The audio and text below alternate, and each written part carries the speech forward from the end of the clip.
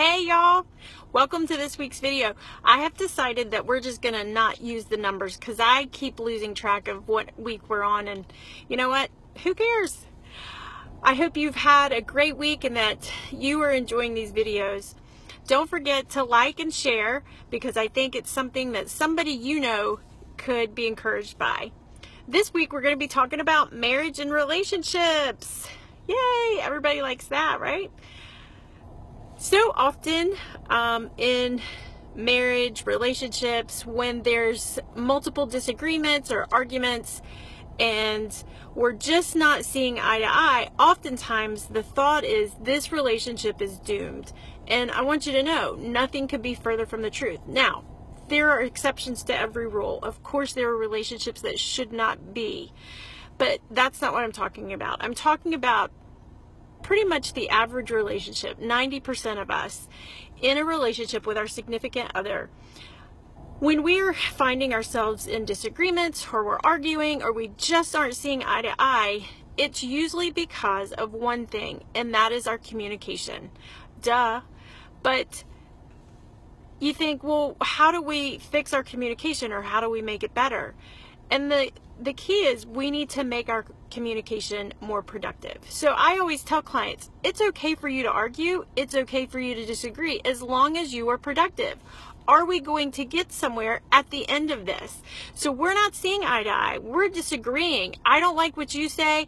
You don't like what I say.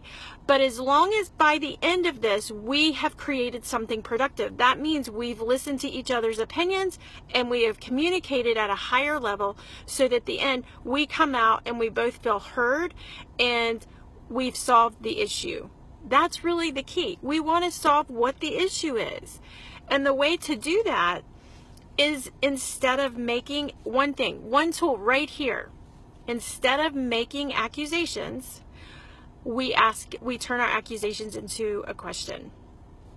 So instead of coming in and seeing laundry not put away or not folded, we don't say, why didn't you get the laundry done? Because honestly, there's really no way to phrase that question respectfully or loving, or not to make it sound like an accusation. But we can come in and say, is there a way that I can help you get the laundry done? Okay, that's one way.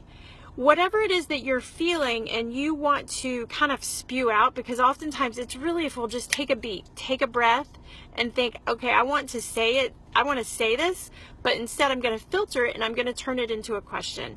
It oftentimes will soften the communication so that the other person, the one that we say is our most important person, is ready to listen and ready to communicate instead of create defenses, because accusations and statements automatically create a defense. And when we become defensive, then we become unproductive.